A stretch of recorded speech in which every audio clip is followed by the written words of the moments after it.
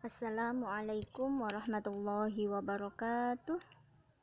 Selamat pagi anak-anak semua. Semoga kalian dalam keadaan sehat ya, dan tetap semangat dalam belajar. Oke, kita akan belajar bersama. Untuk hari ini materinya Al-Quran Hadis bab surah Al-Alaq dan surah Al-Qadr.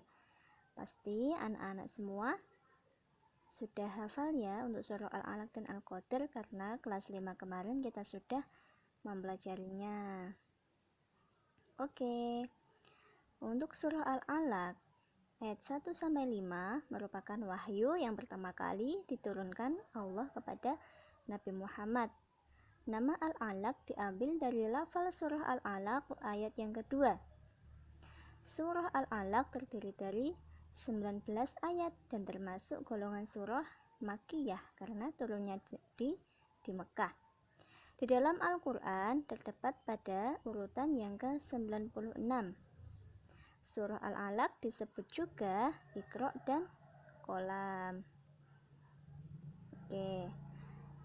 Kemudian pada 5 ayat yang pertama surah Al-Alaq, Allah memerintahkan agar manusia mau membaca bahwa manusia berasal dari segumpal darah dan pada hakikatnya manusia adalah makhluk Allah yang tidak mengerti apa-apa.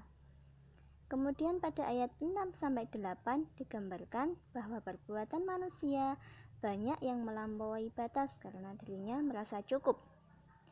Pada ayat ke-9 sampai terakhir itu intinya tentang perbuatan Abu Jahal yang hendak mencegah Rasulullah mengerjakan sholat, akan tetapi usahanya tidak berhasil. Nah, apa sih kandungan surah Al-Alaq itu? Kandungannya 1, perintah Allah kepada hambanya untuk membaca atau belajar. Yang kedua, Allah menjelaskan penciptaan asal kejadian manusia itu dari segumpal darah. Yang ketiga, setelah Allah menciptakan manusia, Allah menciptakan kolam untuk ilmu pengetahuan. Yang terakhir, pada hakikatnya manusia itu tidak tahu apa-apa.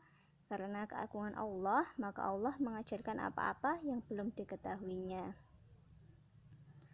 Oke, sekarang kita belajar ke surah Al-Qadr. Surah Al-Qadr mempunyai arti kemuliaan. Ada berapa ayat surah Al-Qadr? Ada 5 ayat, dan surah Al-Qadr itu merupakan surah ke-97 dalam Al-Quran. Surah Al-Qadr juga tergolong dari surah Makkiyah. Nah, dalam surah Al-Qadr itu ada 2 poin ya. Ada Lailatul Qadar dan ada Nuzulul Quran. Apa sih Lailatul Qadar itu? Lailatul Qadar adalah malam kemuliaan di mana ketika manusia beribadah di malam itu mendapat kemuliaan 1000 bulan, ibaratnya itu 84 tahun. Nah, kalau Nuzulul Quran itu waktu turunnya pertama kali Al-Quran. Untuk Lailatul Qadar dan Nuzulul Quran itu sama-sama diturunkan di bulan Ramadan. Jadi di dalam surah Al-Qadr itu ada dua peristiwa, yaitu Lailatul Qadar dan Nuzulul Quran. Nah, ciri-cirinya malam Lailatul Qadar itu dengan apa saja? 1, malamnya cerah. Kedua, langit bertabur bintang. Yang ketiga, serangga dan jangkrik berbunyi merdu. Yang keempat, pohon-pohon merunduk syahdu sehingga hawanya itu tenang. Oke, sekarang kandungan surah Al-Qadr. 1, waktu diturunkannya Al-Quran.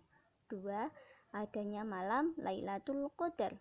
3, malaikat turun ke bumi atas izin Allah.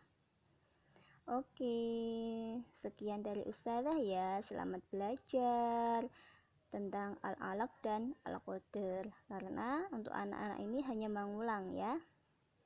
Terima kasih atas perhatiannya.